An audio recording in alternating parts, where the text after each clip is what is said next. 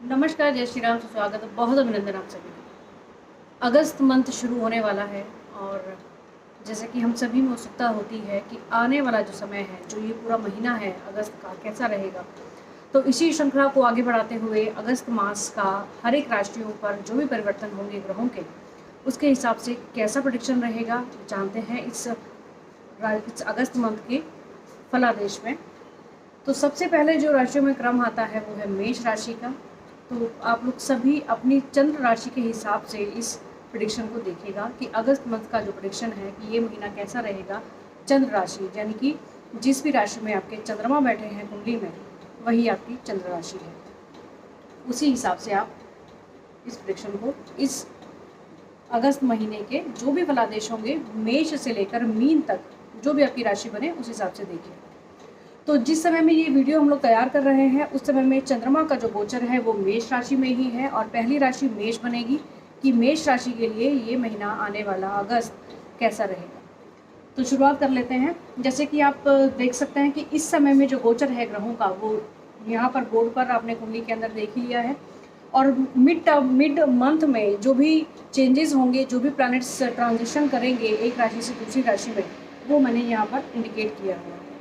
इसके हिसाब से पूरे महीने का जो फलादेश है वो डिस्कस करते हैं। तो सबसे पहले बात कर लें कि मेष राशि और जहाँ पर इस समय में चंद्रमा विराजमान है तो ये अपने आप में अच्छी बात है। शांति, कामनेस देंगे आपको, किसी भी डिसीजन को लेने के लिए आपको सहजता, आराम से लेने के लिए आपको उत्साहित करेंगे।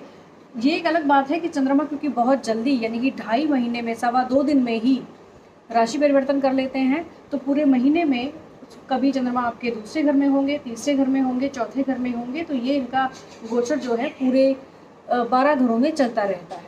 तो फिलहाल जब वीडियो तैयार हो रहा है तो चंद्रमा यहाँ पर हैं, उसी हिसाब से बात करते हैं। क्योंकि सुखेश जाकर लग्न में बैठे हैं तो सुख का तो ये अनुभव आपको कराएंगे ही। प्रॉपर्टी से रिलेटेड कोई भी डिसीजन लेना है तो उसमें शांति आपको देंगे कि बहुत आराम से सोच समझकर बुद्धिमत्ता के साथ आप इन्वेस्ट करें। बात करेंगे दूसरे घर की जहाँ पर राहु विराजमान है। ऐसे कुछ प्लैनेट्स हैं जो कि शनि, राहु केतु और गुरुदेव बृहस्पति, इनका गोचर पूरे महीने में इन्हीं राशियों पर रहने वाला है। तो इसके विषय में बहुत ज़्यादा डिटेल में जाने की ज़रूरत नहीं है क्योंकि इनका जो गोचर है वो थोड़े लंबे समय में होता है। तो दूसरे घर में जब राहु विराजमान है तो आपको ध्यान देना होगा अपने परिवार कुटुंब में पैतृक संपत्ति को लेकर कोई वाद विवाद ना हो। अगर कोई भी ऐसी डिस्कशंस होनी है तो बड़े आराम से आपको ध्यान से करनी होगी। वाणी पर थोड़ा सा नियंत्रण आपको ज़रूर रखना है क्योंकि दूसरे घर में जब भी राहु होते हैं या कोई भी पाप ग्रह हो, खास तौर से राहु, तो ये वाणी को थोड़ा सा कर्कश कर देते हैं। ऐसी बातों का ध्यान रखें कि आप ऐसी कोई बात ना बोल बैठें जिससे सामने वाले को प्रॉब्लम हो और कोई वाद विवाद, झगड़ा इत्यादि बढ़ जाए, खास तौर से कुटुंब में। अगली बात करें तो आप इस बात पर ध्यान दें कि चौथे घर में आपके सूर्य और बुध बैठे होंगे यानी कि सुख भाव में माता के साथ, जबकि ये सूर्य की अपनी मित्र राशि है लेकिन क्योंकि अग्नि तत्व है तो परिवार में सहजता के साथ आराम से धैर्य से बात करते हुए और प्रॉपर्टी के लिए इन्वेस्टमेंट की अगर हम बात करें तो ये बहुत अच्छा समय होगा आपके लिए। और क्योंकि सुखेश जाकर लग्न में बैठे हुए हैं इस समय में तो ये अपने आप में ही एक योग कारक स्थिति बन जाती है। अगर इन दिनों में, इन 2-3 दिनों में अगर आप कोई प्रॉपर्टी में इन्वेस्ट करना चाहते हैं तो आपके लिए बहुत बेनिफिशियल होगी। अगली हम बात करें शुक्र और मंगल की, तो ये एक ऐसा गोचर है फिलहाल जो कि आपके लिए बहुत बेनिफिशियल रहने वाला है। खास तौर से उन लोगों के लिए जो लव मैरिज करना चाहते हैं या किसी भी तरह के लव अफेयर्स में जिनका संबंध आजकल चल रहा है। लव मैरिज के बहुत सुंदर योग बने हुए हैं। अगर आप चाहें तो लव मैरिज के लिए आप बिल्कुल आगे प्रोसीड कर सकते हैं। परिवार को साथ में लेकर, सहमति लेकर बिल्कुल आगे बढ़ सकते हैं। ध्यान ये रखना होगा क्योंकि शुक्र का गोचर महीने के 8 तारीख को चेंज हो जाएगा और वो एक अच्छे भाव से निकलकर एक ऐसे भाव में आ जाएंगे जहाँ पर आपको 8 तारीख के बाद से आपको परिवार में यानी कि जो भी दाम्पत्य जीवन है, मैरिटल लाइफ जो है, जो भी आपके पार्टनर हैं उनके साथ भी थोड़ा ध्यान से चलना होगा। वाद विवाद के चांसेस आपके बढ़ जाएंगे। पार्टनरशिप में अगर आप कोई बिजनेस करते हैं तो वहाँ पर भी आपको थोड़ा सा संभल कर चलना होगा। तो ये होगा 8 अगस्त के बाद और गोचर यहाँ पर रहेगा 27 अगस्त तक। शुक्र का जो गोचर हो जाएगा 8 अगस्त से 27 अगस्त तक। आपको ध्यान रखना होगा अपने पार्टनरशिप के बिजनेस में भी और साथ ही साथ में मैरिटल लाइफ में भी। बात करें जब बुध का गोचर होगा सिंह राशि में, यानी कि बुध जब चौथे भाव से निकलकर त्रिकोण में आ जाएंगे, तो संतान पक्ष से बहुत सी कुछ ऐसी अच्छी कुछ गुड न्यूज़, उनके हेल्थ के बारे में, एजुकेशन के बारे में कोई गुड न्यूज़ आपको मिले, या जो विद्यार्थी वर्ग है जो पढ़ाई लिखाई में लगे हुए हैं, कोई एग्ज़ाम्स की तैयारी कर रहे हैं, उनके लिए भी ये एक अच्छा गोचर होगा। क्योंकि 25 जुलाई से बुध यहाँ पर हैं तो भी ये गोचर अच्छा है, उसके बाद जब वो सिंह राशि में आ जाएंगे तो भी ये गोचर अच्छा है आपके लिए। और आगे जब 8 अगस्त को वो गोचर करेंगे और उसके बाद कन्या में जब आ जाएंगे 26 तारीख को, तो ये कंपटीशन के लिए, ख़ास तौर से जो स्टूडेंट्स हैं, जो विद्यार्थी वर्ग है, उनके लिए ये बहुत अच्छा टाइम होगा। अगर किसी भी तरह के कंपटीशन के लिए आप तैयार कर रहे हैं या इन्हीं दिनों में आपने कोई कॉम्पिटिटिव एग्ज़ाम दिया है, उसका रिजल्ट आना है, तो वो आपके फेवर में आने के बहुत बड़े चांसेस होंगे, 99% चांसेस। क्योंकि कहीं ना कहीं जब बुद्धि का कारक हमारे कंपटीशन हाउस में आ जाए तो ऑब्वियसली वो आपको ऐसी बुद्धि देगा, तर्क वितर्क करने की क्षमता देगा कि जो आप अगर किसी भी तरह के क्वेश्चंस को, किसी भी तरह के एग्जाम्स को अटैम्प्ट करते हैं तो वो आप बड़ी अच्छी से बुद्धिमत्ता से उसको अटैम्प्ट करेंगे।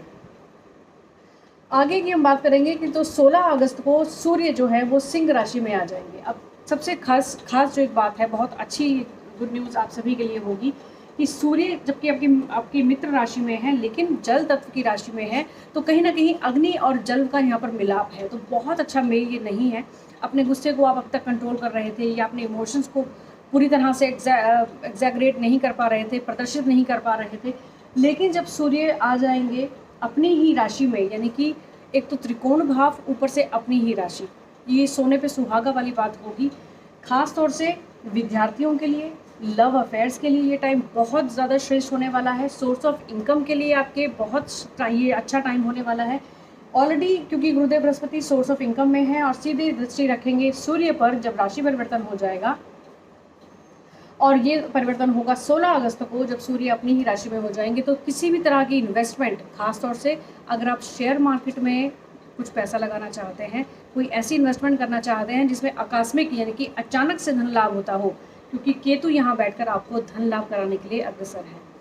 तो ये चीज़ आप ध्यान रखिएगा कि 16 अगस्त से लेकर 26 अगस्त के बीच में अगर शेयर मार्केट में अगर आप किसी तरह की इन्वेस्टमेंट करना चाहें तो ये आपके लिए बेनिफिशियल होगा। अब बात करें शनि महाराज की, क्योंकि शनि और गुरुदेव दोनों ही वक्री चल रहे हैं गोचर में, लेकिन इस समय में नैसर्गिक तौर पर अपने ही घर में हैं, नैसर्गिक तौर पर भी यहाँ के ही कारक हैं और इस समय गोचर में भी अपने ही घर पर हैं। तो मेष राशि के जातकों के लिए ये गोचर बहुत सर्वश्रेष्ठ है, चाहे हम सोर्स ऑफ इनकम की बात करें, चाहे आपके वर्क प्लेस पर बात करें, कार्य की जो भी आप काम करेंगे उसकी प्रशंसा होना, आपको किसी भी तरह की पदोन्नति होना या आपको इंक्रीमेंट मिलना, सबसे बड़ी बात होगी। यहाँ पर संतुष्टि आपको प्राप्त होगी। जो भी जिस तरह की भी नौकरी में आप फिलहाल हैं वहाँ पर आपके लिए एक अच्छा समय ही रहने वाला है। केवल उन लोगों को ध्यान देना है कि जो पार्टनरशिप का जो बिजनेस कर रहे हैं, फिलहाल ये स्थितियाँ ठीक बनी हुई हैं, लेकिन जब शुक्र राशि परिवर्तन कर लेंगे, वो आएंगे 8 अगस्त से 26 अगस्त तक, उस समय में पार्टनरशिप का जो बिजनेस है उस चीज़ को थोड़ा सा धैर्य से, ध्यान से, कोई भी डिसीजन लेना है तो वो ध्यान से लेने वाली बात होगी। तो ये राशि परिवर्तन है मेष राशि के जातकों के लिए। अगले वीडियो में बात कर लेते हैं वृषभ राशि की, कि वृषभ राशि के जातकों के लिए अगस्त महीना कैसा रहने वाला है। आज के लिए आज्ञा दीजिए, अगले वीडियो में ज़रूर मुलाकात होगी आप सभी से। नमस्कार।